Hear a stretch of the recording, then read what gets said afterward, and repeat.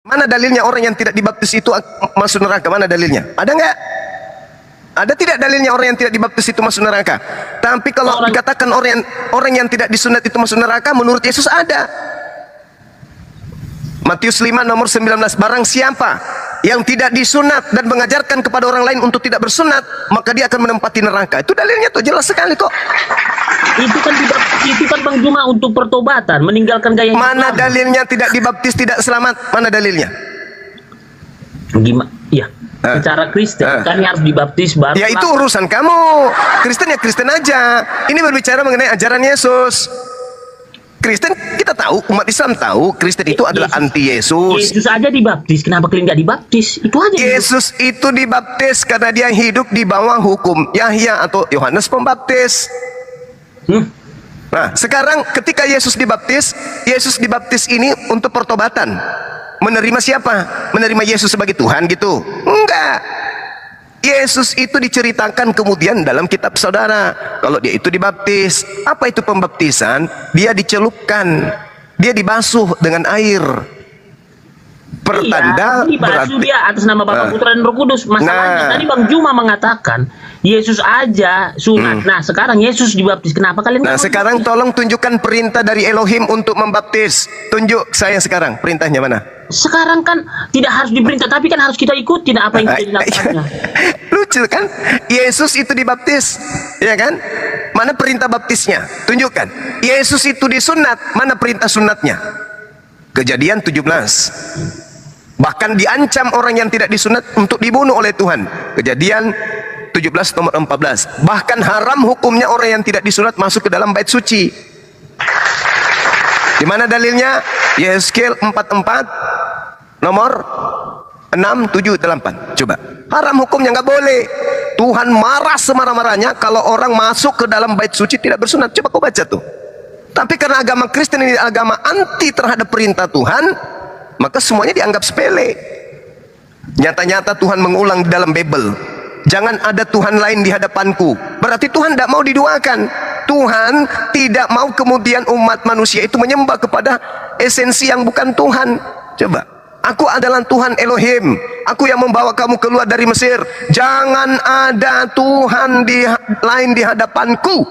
Udah jelas kan? Ini tunggu dulu, jangan diperpanjang Bang Juma. Tadi akulah Allah Elohim. Nah sekarang kenapa beda Allah Bang Juma dengan kami? Enggak Elohim.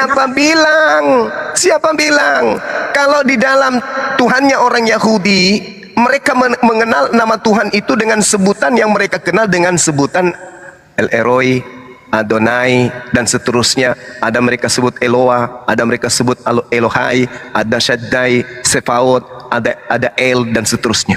Nah kami umat Islam juga mengenal nama-nama Tuhan itu. Ar-Rahman, Ar-Rahim, Al-Malik, Al-Quddus, As-Salam, dan seterusnya. Sama, tapi kalau di Kristen tidak ada yang kayak gini-gini. Di Kristen itu yang ada hanya Theos, dewa. Itu di Kristen. Semua nama-nama gelar Tuhannya Yahudi diganti oleh Kristen menjadi dewa. Itu di Kristen. Nah sedangkan Tuhan kan mengatakan jangan ada ilah lain, jangan ada sembahan lain di hadapanku. Kristen membuat sembahan baru di hadapan Tuhan bernama Yesus. Sampai sini paham? Oke Bang Juma, saya bantah dengan Filipi 2 ayat 5 sampai 11. Saya baca ya. Bagus, silakan. Ya. Hendaklah Kak, ini ayat 5. Hendaklah kamu dalam hidupmu bersama menaruh pikiran dan perasaan yang terdapat juga dalam Kristus Yesus. Yang keenam, walaupun dalam rupa Allah, tidak menganggap kesetaraan dengan Allah itu sebagai milik yang harus dipertahankan. Melainkan telah mengosongkan dirinya sendiri. Ini ya, melainkan telah mengosongkan dirinya sendiri dan mengambil rupa seorang hamba. Itu Yesus, ya, dan menjadi sama dengan manusia, dan dalam keadaannya sebagai manusia, dan dalam keadaan sebagai manusia ia telah merendahkan dirinya, ya, merendahkan dirinya, nanti meninggikan diri lagi. Baca aja nomor 9, tinggi lagi dia nanti, dan bahkan di kayu salib. Itu nomor 9 naik lagi dari. Baca lagi nomor 9, tinggi lagi dia nanti tuh. Itulah sebabnya baca. Allah sangat meninggikan dia, meninggikan dia. dan mengaruniakan kepadanya nama dari segala nama. Supaya Oke. dalam nama Yesus bertekuk lutut segala yang ada di langit coba.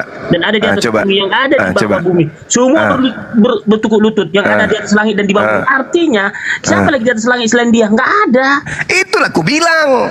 Inilah ku bilang, makhluk yang datang membisikkan kepada Paulus, mendoktrin orang-orang yang lemah akal untuk mendudukkan anaknya Tante Maria esah selayaknya Tuhan yang Maha Esa. Kan udah ku bilang tadi, malah kau kuatkan. Ayat 11. 11, lebih parah lagi. Dan segala adalah Tuhan. Tuhan bagi kemuliaan. Jelas. Apalagi Allah di dalam- Bapa. Kan lebih kuat Allah lagi Bapa. kan. Nah, ini siapa yang mengajarkan Filipi ini kemudian? Paulus kan. Dari mana ilmunya? Dari makhluk yang membisikkan dia, akulah Yesus sang bintang timur kan. Ini Paulus sedang mengajarkan kepada kalian untuk mengimani anaknya Tante Maria sebagai Tuhan di samping Tuhan. Makanya orang Kristen itu bingung, satu pribadi tiga hakikat, atau tiga pribadi satu hakikat, atau tiga pribadi tiga hakikat. Bingung orang Kristen itu. Maka muncul konsep, oh ketika dia ditampar itu pada posisinya manusia, tapi pada prinsipnya orang Kristen ingin mengkudeta yang maha tinggi dan mendudukkan Yesus itu sebagai Tuhan. Tuhan itu cuma satu. Dengan kalian mengusung Yesus dengan berbagai macam propaganda dan politik-politik licik, itu sama halnya kalian sedang ingin mengkudeta penciptanya Yesus dengan mendudukkan Yesus anaknya Tante Maria itu sebagai penggantinya. Itu kaidah dalam agamamu itu yang kalian selubungi selama ini itu. Tuhan kalian itu cuma satu, yaitu Yesus. Bukan tiga Tuhan kalian itu, satu, Yesus. Adapun Bapa, adapun Roh Kudus itu cuma pemanis aja. Anak Tante Maria yang ini yang kalian sembah. Yang kalian sebut Bapa itu Yesus juga. Yang kalian sebut Roh Kudus itu Yesus juga. Kalian ini penyembah anak orang melalui iblis yang ngajarin itu. Kau usah terlalu jauh. Yesus pernah nggak mengajarkan tentang konsep Trinitas, Tritunggal, Trimurti, Trikekwek? Pernah nggak? Nggak ada. Konsep Yesusnya itu apa? Yesus mendudukkan Sang Bapa sebagai satu-satunya Tuhan. Yohanes 17 nomor 3. Hidup kekal itu adalah mereka dapatkan ketika mereka mengenal Engkau satu-satunya Tuhan yang benar. Dan mengenal Yesus sebagai apa? Tuhan atau utusan Tuhan? Sebagai utusan Tuhan. Berarti 1 Timotius 2 nomor 5, tipuan setan. Satu-satunya Tuhan berarti hanya Tuhan yang esa. 1 Timotius 2 nomor 5, pesan setannya ke seluruh bumi adalah Yesus juga esa loh. Anak Maria juga esa loh. Malah Anda menguatkan dengan Filipi 2, padahal ini kuburan buat Kristen. Kristen yang suka doktrin, Kristen yang nikmat dengan dogma, membaca Filipi 2, Kolose 2, Roma 2, Roma 3, Roma 1, Galatia 5, itu adalah orang-orang yang suka kali dengan doktrin. Itu bukan doktrin, itu tertulis ayatnya Bang Juma. Justru ini doktrin. Doktrin itu sesuatu yang tidak masuk akal atau masuk akal, pokoknya wajib diimani, tak boleh diganggu gugat. Itu doktrin namanya. Karena Bang Juma nggak pernah hadirkan Roh Kudus, makanya La haula wala quwata illa billah. Justru yang kamu sebut Roh Kudus itu adalah makhluk halus yang membimbing kalian kepada neraka dengan mendudukkan anaknya Tante Maria itu sebagai Tuhan. Sekarang kutanya, sederhana aja. Kamu boleh bertanya tentang apapun kepada saya tentang Islam. Setelah ini, saya tanya dulu samamu. Yohanes 17 nomor 3, menurut Yesus, siapa satu-satunya Tuhan yang wajib dikenal itu? Yesus kah? Atau hakikat yang mengutusnya? Yang harus dikenal sebagai satu-satunya Tuhan untuk mendapatkan surga? Kamu jujur? Mau Roh Kudus kah, mau Roh Kudus kah, mau Roh halus, kau panggil itu roh masuk ke dalam tubuhmu, suruh jawab pertanyaan saya. Menurut Yesus, surga bisa didapatkan dengan cara mengenal satu-satunya Tuhan. Satu-satu Tuhan yang dimaksud di situ siapa? Eloa, Abraham, Ishak dan Yakub, atau anaknya Tante Maria? Coba jujur, apa jawabanmu? Berarti Bang Juma mulai kemarin nggak cerdas-cerdas. Saya kirain dia cerdas, padahal nggak cerdas juga. Sekarang untuk menentukan ente yang cerdas atau justru ente yang tulul, kamu jawab pernyataan Yesus. Hidup kekal itu adalah mereka mengenal Engkau satu-satunya Tuhan yang benar.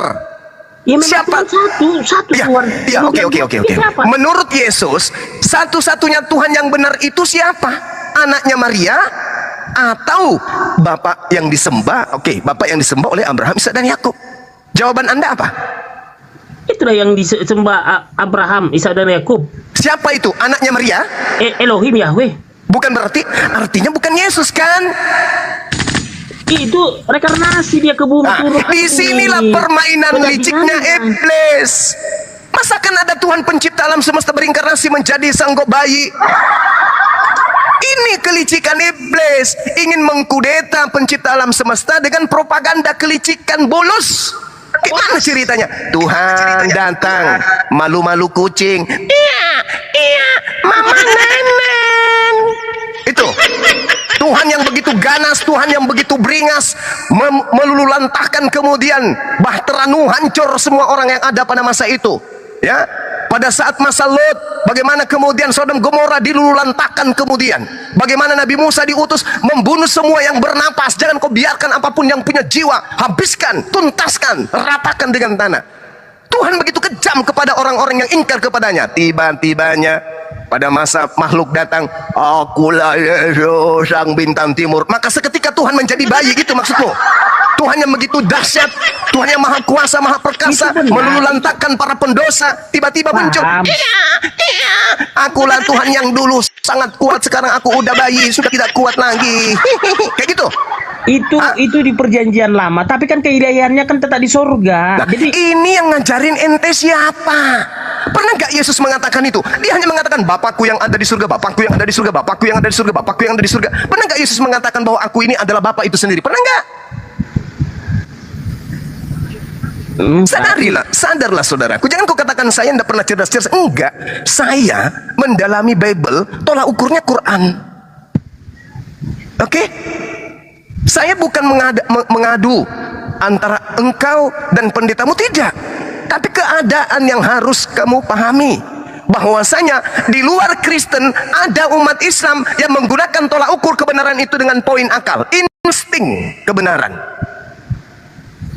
Kamu boleh mengatakan makanan yang paling enak itu adalah makanan yang ada di rumahmu, tapi kamu tidak pernah merasakan makanan yang ada di restoran. Kalau kami Islam kagak, kami belajar Quran, belajar Bible sebagai pembanding, karena kebenaran itu harus diuji, bukan diumpetin. Kebenaran itu harus diuji. Jangan pernah kau mengatakan agamamu benar kalau tidak berani diuji dengan agama yang lain.